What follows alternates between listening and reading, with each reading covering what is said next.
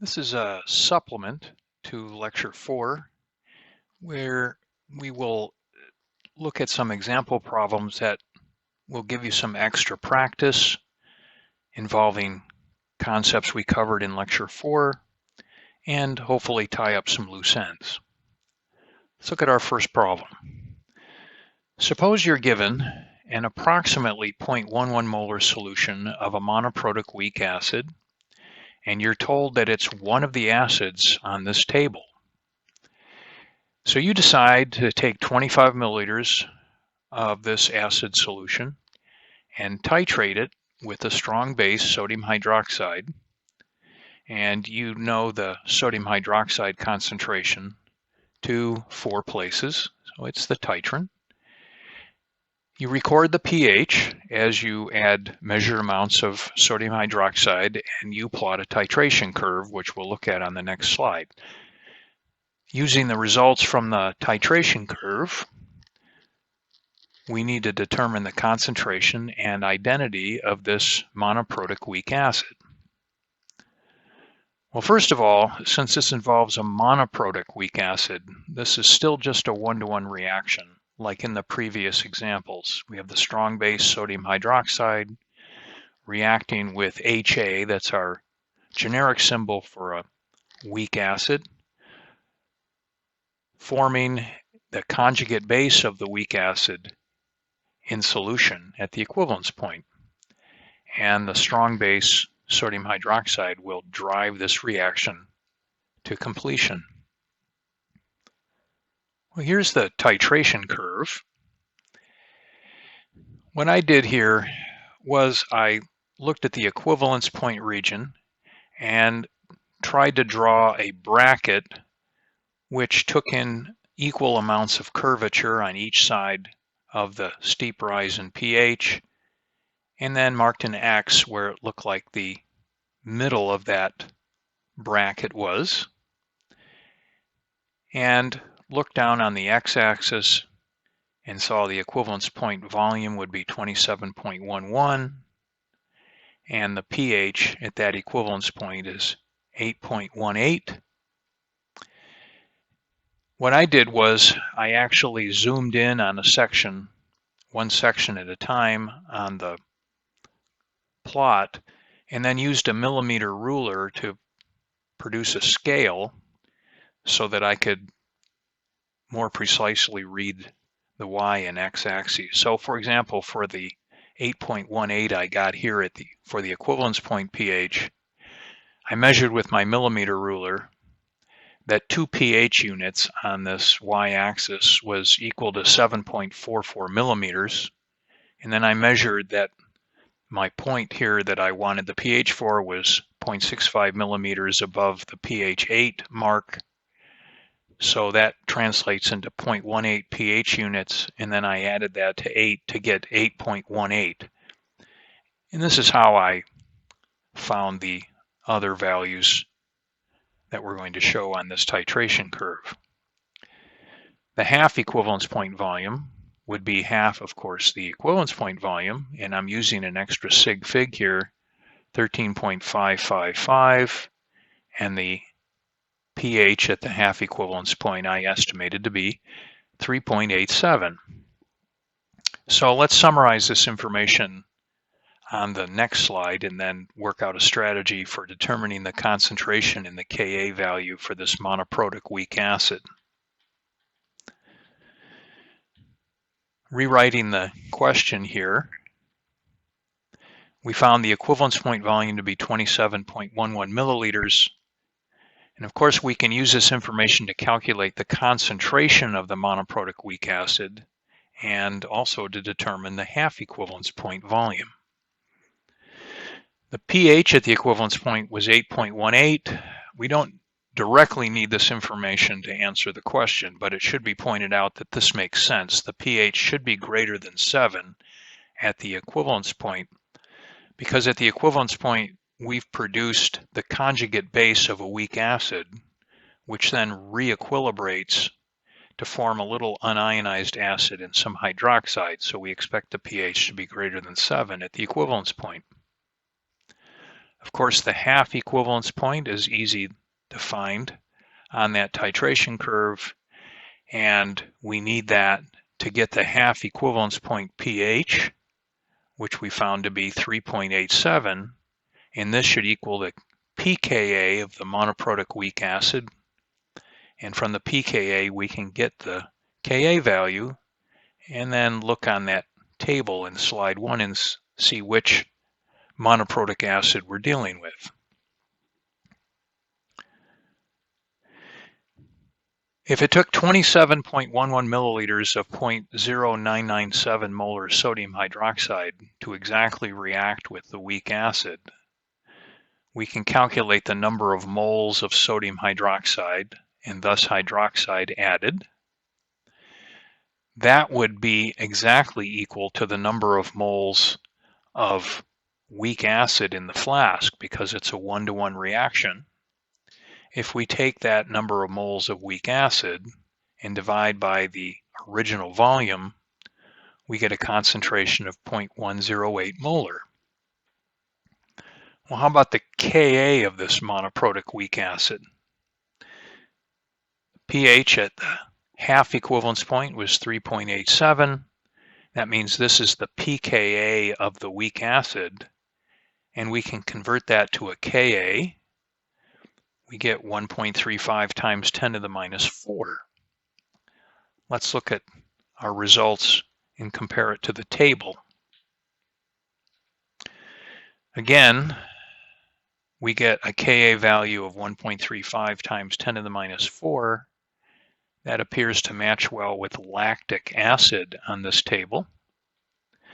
So in summary, we have a 0.108 molar solution of lactic acid.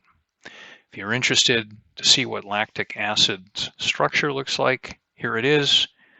This is lactic acid acting as a weak acid, so it's an equilibrium with a little hydrogen ion and lactate ion. The Lewis structures don't contain the lone pairs that would go on the oxygen. And a little organic chemistry. Lactic acid is actually classified as an alpha hydroxy acid because of the hydroxy group on the alpha carbon. Let's look at another example. Suppose you're given an approximately 0.12 molar solution of the weak base pyridine. You decide to set up a titration, 25 milliliters of this approximately 0.12 molar solution in a beaker and titrate it with the strong acid HCl, which you know the concentration be 0.1400 molar. And you record the pH as you add the HCl titrant in small measured amounts, and you plot a titration curve, which again will be on the next slide. So what we want to do is use the information from the titration curve to get a more precise concentration of this pyridine solution, and then get a value of Kb for the pyridine and see how it compares with the value listed in this table of 1.7 times 10 to the minus 9. And by the way, 1.7 times 10 to the minus 9 is a pretty small Kb, so pyridine is a pretty weak base. You'll notice the ammonia, which we've worked with before, has a Kb value that's approximately 10,000 times bigger than pyridine.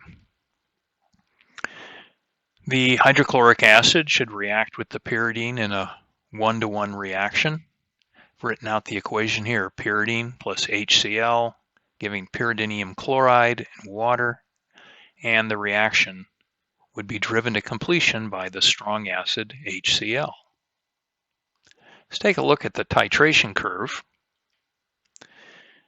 Here is the equivalence point region, and as before, I used a bracket to try to get the same amount of curvature on each side of the midpoint, which I've determined to be X here, using my millimeter ruler and methods that I talked about before, I estimated the equivalence point volume to be 22.63 and the equivalence point pH to be 3.2, pretty low. This would mean the half equivalence point volume would be 11.315, and the half equivalence point pH, I get 5.22. We'll use this information in a minute to solve this problem or answer the question. One thing I want you to notice here, and you may have already noticed, is that there's a really sharp drop at the beginning here in this titration, and the drop is so pronounced it almost looks like it's another equivalence point. If you recall from previously in lecture 4, when we titrated the weak base ammonia with HCl, we got an initial quick drop in pH which leveled off in the buffer region. The weaker the base, the more exaggerated the initial pH drop. So we had a little bit of a drop when we titrated ammonia with the HCl. It seems much more pronounced here with pyridine, and that's because, as you recall me saying, pyridine is a significantly weaker base than ammonia. Let's summarize what we know.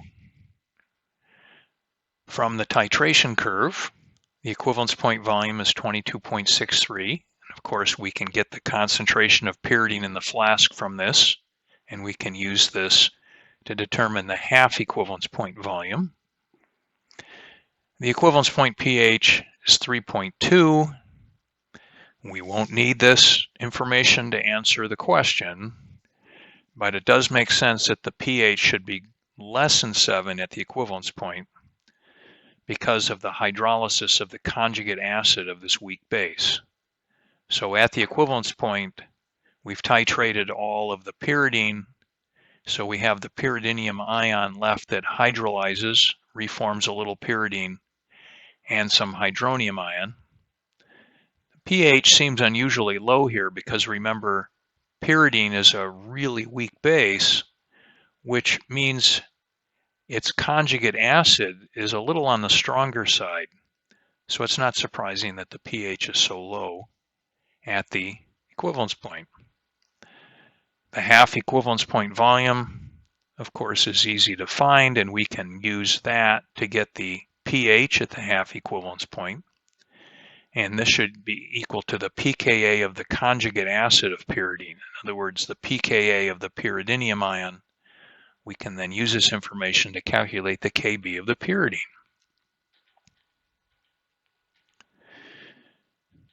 Well, 22.63 milliliters of HCl added, that would be equal to the number of moles of hydrogen ion added. That would give us the number of moles of hydrogen ion or hydronium ion that we've added at the equivalence point. Since it's a 1-to-1 reaction with the pyridine, that would be equal to the number of moles of pyridine in that beaker to start with. So the original concentration of the pyridine would be 0.1267 molar. So now we have a concentration to 4 places. The half equivalence point pH was 5.22. So the Ka value we get from that is 6.026 times 10 to the minus 6, but remember this is the Ka of the acid form of the pyridine. To get the Kb of the pyridine, we take the Kw of water and divide by the Ka of the pyridinium ion. We get 1.7 times 10 to the minus 9, and this is identical to the Kb value listed for pyridine in the table on slide 6. So we found the pyridine to a more precise concentration, and we found the Ka that we get matches that in the table. Now let's tie up some of those loose ends. Recall from slide 1 of lecture 3 that we listed some pretty firm conditions for successfully completing a calculation involving an acid-base titration. One of them was that you really need to know the stoichiometry of the acid-base reaction. In other words, you need to be able to write a balanced chemical equation for the reaction. After making that fairly strong proclamation, you might have noticed that I always proceeded to only show you one-to-one acid-base reactions. So a good question is, what was the point in checking? We limited ourselves to these one-to-one reactions in order to introduce titration curves. As it turns out, there are acid-base reactions that are of course not one-to-one, and many of these have more complicated titration curves that are beyond the scope of the material that we have time to cover in this course. These more interesting cases are typically left for courses called quantitative analysis or analytical chemistry. However, if you don't need or don't want to plot a titration curve, and given the appropriate information, we can still use the principles we've developed to solve titration questions for a variety of reaction stoichiometries. Again, without having to worry about the titration curves associated with them. As always, it's still good to have a working knowledge of the actual chemistry that's going on in solution. Let's look at this example. Suppose you were asked what volume of 0.1688 molar sodium hydroxide, that's the titrant here, would it take to completely titrate 20 milliliters of a 0.0992 molar solution of the triprotic acid, phosphoric acid. Since phosphoric acid is a triprotic acid, it'll react with hydroxide in 3 steps. You can envision the first step as hydroxide removing the first H+, forming dihydrogen phosphate. In a second step, the dihydrogen phosphate reacts with another hydroxide and is stripped of another H+, forms hydrogen phosphate. And finally, the hydrogen phosphate reacts with a hydroxide to form phosphate ion in water. So the overall reaction is phosphoric acid reacting with 3 hydroxides to form phosphate in water. So this here is a 1-to-3 acid-base reaction. Again, the strong base, sodium hydroxide, will drive this reaction to completion. When I wrote out these steps here, this is what I mean by having a working knowledge of the actual acid-base chemistry occurring in solution. Let's finish this on the next slide. What we need to do is determine the number of moles of phosphoric acid in the 20 milliliter sample of 0.0992 molar phosphoric acid. So how many moles of phosphoric acid, H3PO4, are in this flask to start with? Well, the number of moles would be equal to the volume of that solution times its concentration. So this is the number of moles of phosphoric acid that we started with. Now we can determine the number of moles of sodium hydroxide required, which would be the number of moles of phosphoric acid times 3, because we need 3 moles of sodium hydroxide for every mole of phosphoric acid. So we get 0.005952 moles of sodium hydroxide required. Now we just need to determine the volume of a 0.1688 molar solution of sodium hydroxide that's required to deliver this many moles of sodium hydroxide. So it'd be the number of moles of sodium hydroxide required times the reciprocal of the concentration. So we have liters per mole. So moles of sodium hydroxide cancel. We're left with liters of this solution. And we convert it to milliliters and we get 35.3 milliliters. We could, of course, do this calculation all on one line and obtain the same answer. What about an indicator to signal the end of this titration? Well, to figure that out, we'd need to calculate the pH of a solution that contains 0.001984 moles of phosphate. That would be how many moles of phosphate we'd have at the equivalence point from the reaction of sodium hydroxide with 0.001984 moles of phosphoric acid. And at that equivalence point, the total volume in the flask would be 20, what we started with, plus the 35.3 needed to totally titrate the phosphoric acid. We can calculate the pH of this solution using the Kb of phosphate, which you could find in a table, and methods we've previously covered in the course.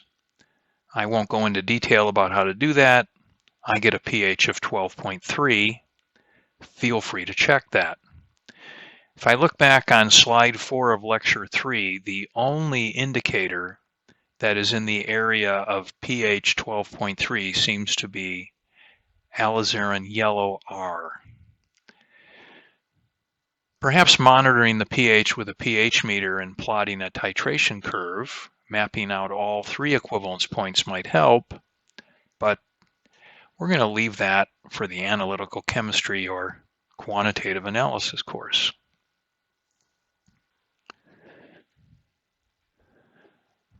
Let's look at one final example. Suppose you're asked to determine the exact concentration of a sample of an aqueous solution of the strong base barium hydroxide, which is contained in a 1 liter bottle with the label approximately 0.2 molar barium hydroxide. You titrate 25 milliliters of this from this 1 liter bottle with 0.2177 molar solution of the strong acid, nitric acid, and you determine that it takes 40.22 milliliters to reach a phenolphthalein endpoint.